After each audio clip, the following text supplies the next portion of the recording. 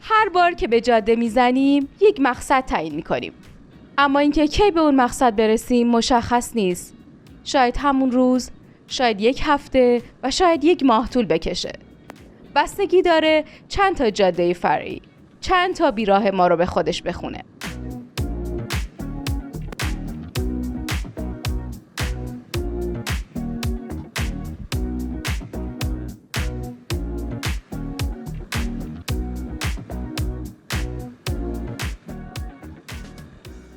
در مسیر رسیدن به آلانیا توی نقشه متوجه 2 خلیج در کنار هم شدیم.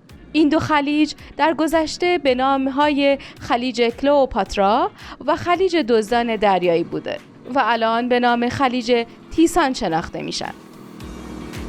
وارد جاده کردستان افتادم.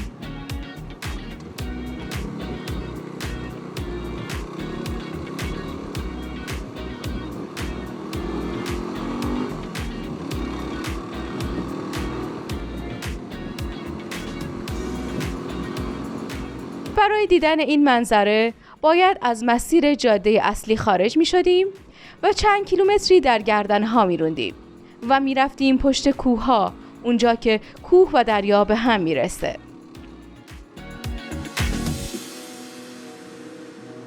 آره.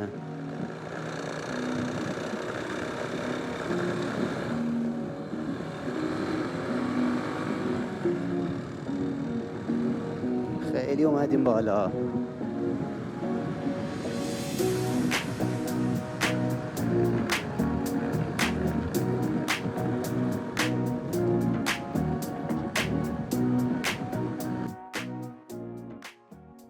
باید براتون بگم که تقریباً میشه گفت در کشور ترکیه هر جا که منظره زیبایی بوده تبدیل به یک مکان گردشگری شده و پشت این کوه‌ها یک مجموعه خونه‌های ویلایی خیلی خوبی ساخته شده که میشه گفت یک شهرک لوکس توریستی هستش.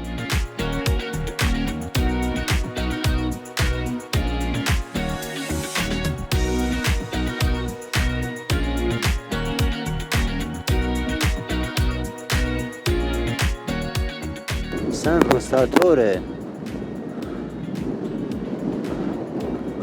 میگروز جت از این میگروز کوچولو آساره.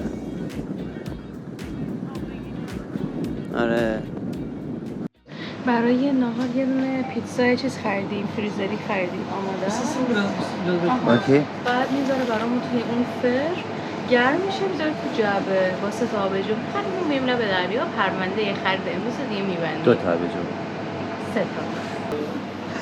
خیلی هم تمیز. اول دستکش دستش میکنه، فر رو گرم کرد، بعد هم قرار پیتزا رو بذاره توی فر.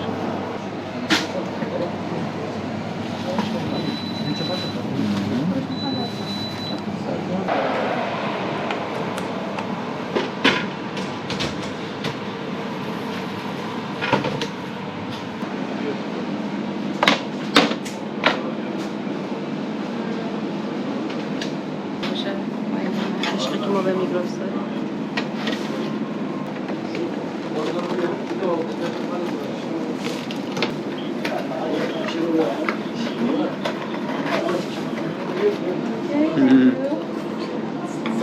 اینجا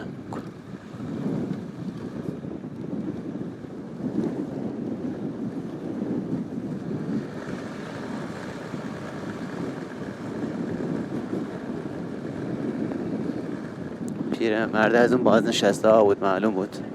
ندا جون ببین کجا آوردمت.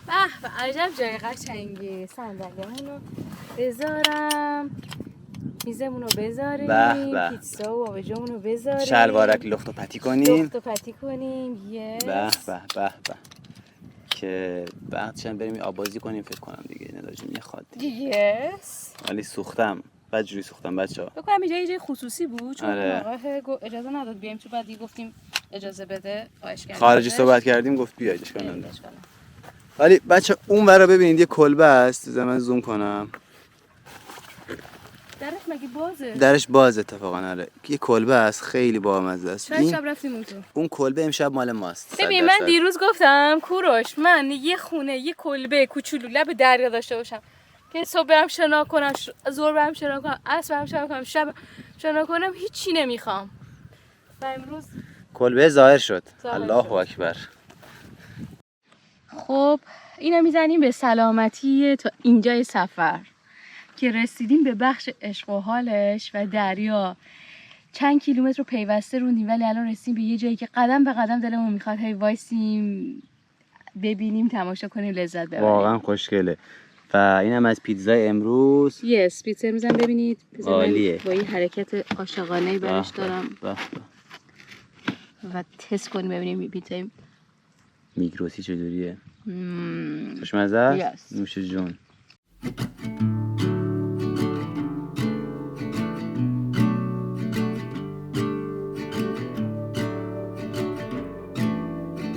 وقتی کوروش میگه 2 تا آبجو کافیه و بعد تازه من به اصرار من 3 تا میگیریم.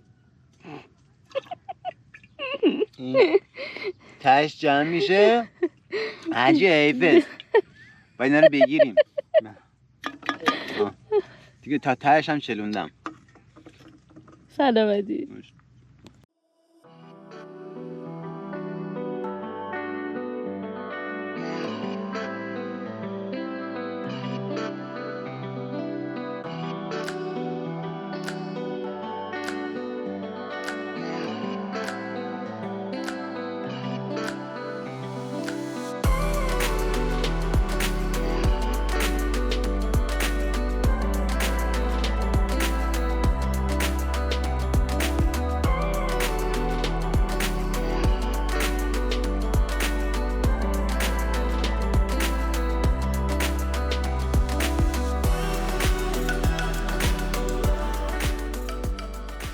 این دماغه در نزدیکی شهر استلفکه در منطقه‌ای در استان مرسین قرار داره و جالبه بدونید از اینجا به قبرس خیلی نزدیکه.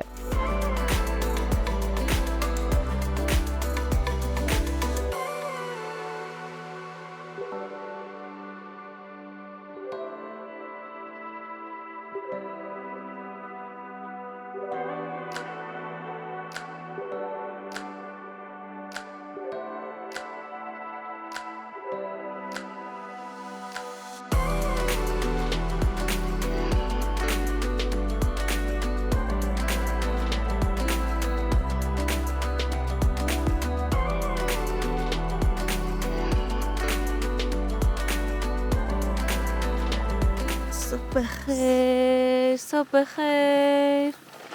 سلام کوری جون. سلام، صبح بخیر. دیشب رو در کنار این ساحل خیلی خیلی خیلی خوشگل کم کردیم، کنار این درخت زیبا. در جنوب هستیم و واقعا گرمه. باید زود جمع کنیم و بریم. ساعت چنده؟ ساعت الان نزدیک 7.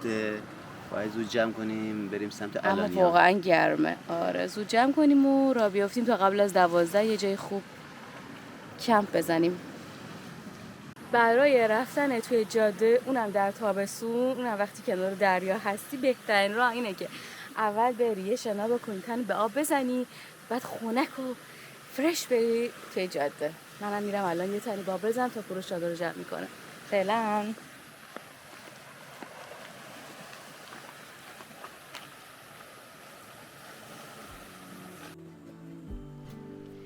مرسی که تا آخر این ویدیو با ما همراه بودید. یادتون باشه لایک و کامنت های شما باعث میشه ویدیوهای ما بیشتر دیده بشن.